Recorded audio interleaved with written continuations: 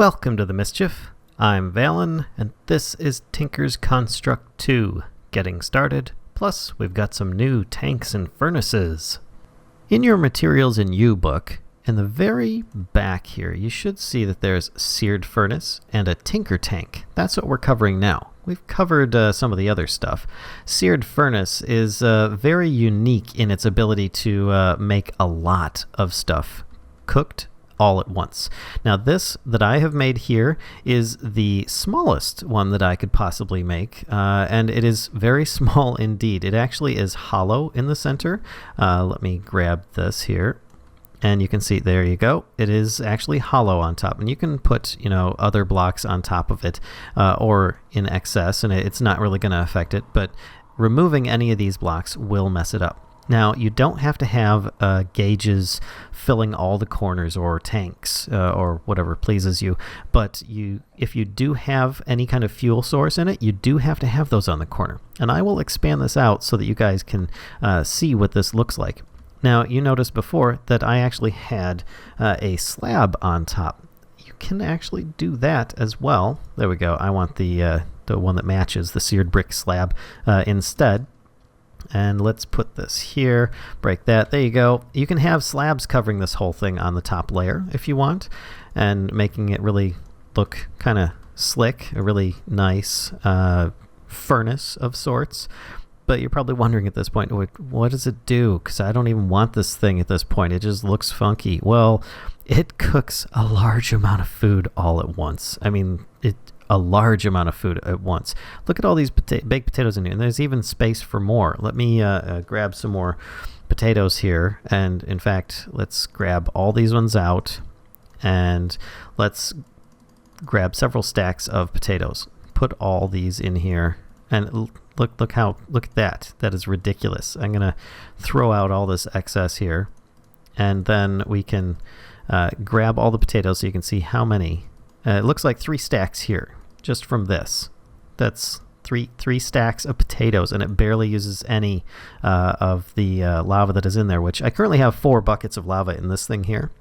But it used up like 1,300 millibuckets, I think. Or no, like 300 millibuckets. I can't remember. But it's very effective. You can still add on to it if you want, and it's not going to change anything there. Or if you want, I can expand it further. Let's break this down, and hey, look at that. I've broken the structure. Oh no, it's going to get ruined. No, it's not. It's going to be just fine. And you can expand this thing out exponentially from a 3x3 structure, which is what I had, to an 11x11 structure, which is ridiculous if you want it. And you know what? Let me just do this real quick, and I'll be right back. There we go. That's a pretty good size, I think. Now let me just kind of cover it up here. And you'll notice it's not really working. I covered it up, but it doesn't seem to be doing anything because I currently have this seared gauge in the wrong spot. Now I'm creative, so I'm just going to destroy it, replace it with the proper thing, and there we go. It now functions because it has to have walls made of some kind of seared brick or seared material that is not gauge or anything. And I've got gauges on the 4 corners. Like I said, you don't have to have them there, but I'm putting them there anyway. And there you go. You can have the face anywhere on the front face that you like, and you can see it can cook a lot of potatoes. Whoops! If I could even. Potatoes. There we go. If you even want to, I can toss in a whole lot more potatoes. I mean, look at this. It's ridiculous how much stuff you can cook all at once in here. And it works pretty darn fast, actually. Just like a minute or 2, and you've got a lot more stuff cooked than you could ever want. And this is not the maximum size. That is just a normal size. I personally think that the minimum size that I made, even, you could kind of fancy it up if you want by putting extra blocks on there or stairs or make it look like it's got a chimney or whatever. You could fancy it up as much as you want, and one of these would be more than enough to allow you to cook 3 stacks of food at a time, or just 3 stacks of whatever you'd like to cook in a furnace. Now we moved on to the Tinker Tank. And this here is just, made with some seared bricks in a bucket for this controller, at least. The bottom part has to have at least one drain. If you notice it here, I even put them in on the wrong spot. It doesn't really matter. But this is the minimum size, more or less. I mean, I did add some stair blocks at the top, but you can just cover it with seared slabs if you want.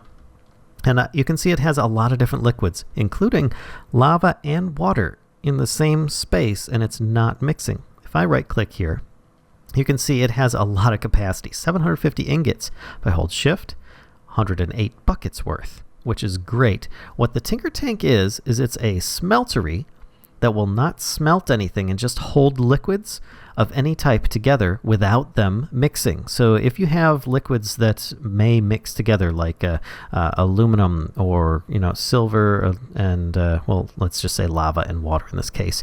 If I have some other stuff in here, like gold and silver in some cases might form something, or other compounds. But in this case, water and lava would make obsidian, but it doesn't. The Tinker Tank allows things to not mix, and a lot of storage. I mean, heck, there's 750 ingots worth of storage in here in a fluid form, 108 buckets worth of stuff. So if you want to pump a whole bunch of fluids, you can do that. And this is the smallest size. Now, the good thing is you can actually have these visible seared glass on the outsides. You can expand this from 3x3 to 11x11, same as the furnace over here as well. So there you go. And of course, you can put things in through the drains here, same as you would with a regular smeltery, and you can pour them out in the same fashion or pump them out depending upon what mod you're using in that case. Let's just keep on filling it up. Looks so cool. All right, folks. And I think that pretty much does it for today. It's, oh, you know what? I should show you that it's actually hollow in the center here. Let me grab one of these, break it. It is empty. I will actually remove these stairs as well. It's just a bunch of glass around the outside edge. You need at least some kind of flat amount at the bottom. The controller can be on any face. It doesn't even matter if it's in the seared glass. And the top can be covered with bricks, slabs, and even the center area that's covering any of the fluids can be a seared piece of seared glass like I have here.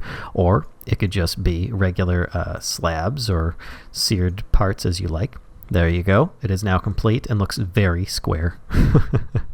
So there you go. Hope you guys enjoyed today's video. I know it went a little bit longer than I had expected to, but hey, I can't control everything in this case. So don't forget to give a like if you enjoyed this video, comment below if you have something to say, subscribe if you haven't already, and spread the mischief to others if you think that they'll enjoy this content. Until next time, folks, I'll see ya.